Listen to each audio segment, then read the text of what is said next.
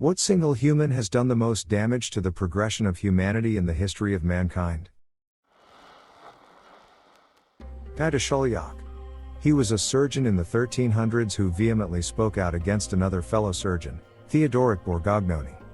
Theodoric was a surgeon who wrote about his theories on proper wound care and believed that the best thing you can do to a wound is wrap it and keep it clean. Guy hated what Theodoric was writing because it directly went against the teachings of Ghislane, an ancient Greek surgeon who believed pus was the body's way of balancing your humors. Guy's teachings were widely accepted, and it's believed that his ignorance set the development of antisepsis in surgery back about 600 years. Edit, Guy de Chauliac was born in the 1300s, not 1200s, as he was alive during the Black Death. Ignaz Semmelweis was the guy who was thrown into a mental asylum for saying surgeons should wash their hands between seeing patients. Oh man, I only knew Guy de Chauliac from his super awesome records of the Black Death. I didn't know he did this. Bummer.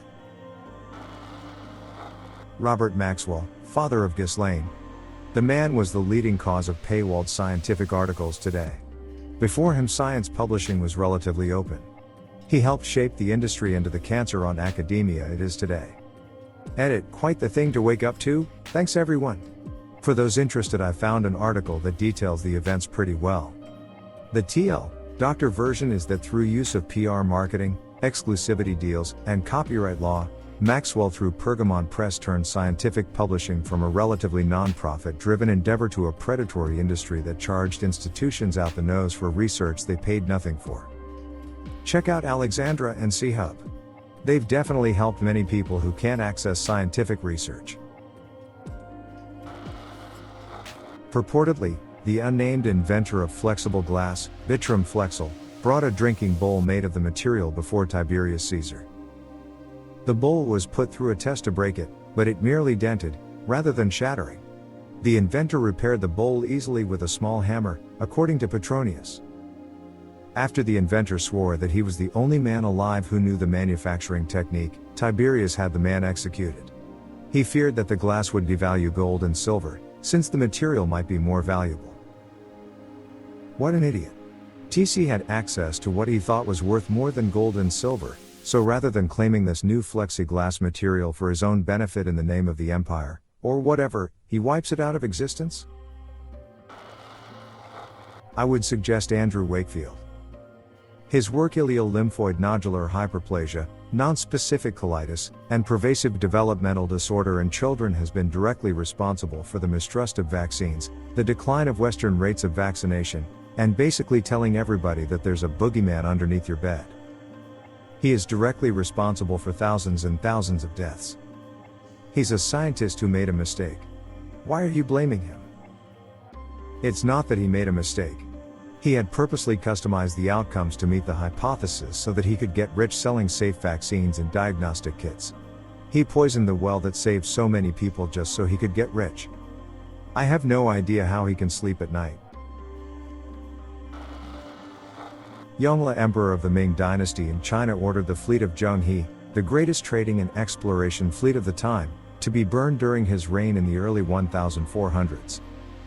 This was the beginning of an era of isolation for Chinese kingdoms, which ultimately led to the collapse of Imperial China, and indirectly to the rise of the PRC.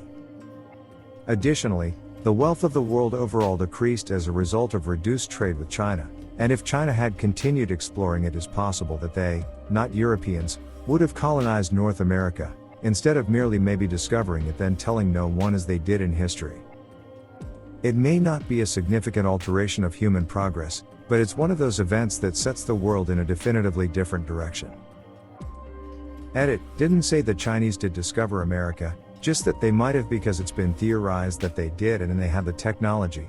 I mean, the Inuit and Siberians have been crossing the Bering Sea in leather kayaks for thousands of years, so the Chinese definitely could have done it too if they wandered up that far. I don't know much about the actual history of that theory, and most of my comments on that are from Wikipedia searches this morning and willingness to believe fun hidden history scenarios that are actually possible. The Ottoman caliphs who banned the printing press in the Muslim world. That's exactly how you destroy a civilization. Wow, that's like erasing the potential of millions of minds. Who knows what may have come from someone becoming literate enough to explain their ideas back then. I'd be thinking this onto a screen from Titan right now. Sheikh al-Islam. I heard of this guy after hearing someone on TV complain about how this man set the Islamic world back by centuries. In 1515, the age of the Ottoman Empire, he, a learned scholar of the kingdom, issued a decree that forbid printing, press, and made using it punishable by death. Wiki, in the year 1515, Sheikh al-Islam of the ulama, learned scholars, issued a fatwa that printing was haram, forbidden. As a result, Ottoman Sultan Selim I issued a decree of a death penalty on anyone using the printing press. The fatwa has been attributed as one of the reasons for the stagnation of knowledge, invention and discovery in the Muslim world, at a time when Europe was in the midst of the Renaissance period. It seems that Sheikh al-Islam is a title though, not a name. Bakhtiyar Khilji. Hands down. In 12th century there was the world's biggest university in India named Nalanda where intellectuals from all around the world used to study. Then Turks invaded India under Khilji.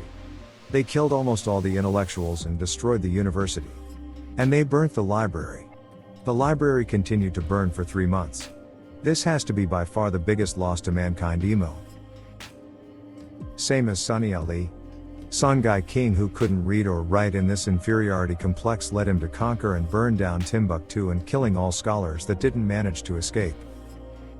A leader with an inferiority complex destroying things? That's some wild history, surely that wouldn't happen today. A lot of people don't seem to understand the question. It's not who did bad thing or who I hate more. It's who hindered the progress of humanity the most. People just don't want to understand. Edward Bernays. He created modern-day PR, which set the blueprint on how to control the masses by deception. He was Sigmund Freud's nephew and basically applied his theories to marketing. OP is compiling a hit list for their time-traveling journeys. I just want to talk with them. Give them the clamps. Oh, you think I should use these clamps, that I use every day at any opportunity? You're a freaking genius, ya idiot. There's an awesome podcast called Behind the Bastards that is basically all about deconstructing the worst people in history. Would recommend it to anyone interested in this thread. Thank you for listening to another B-Town Reddit Stories episode.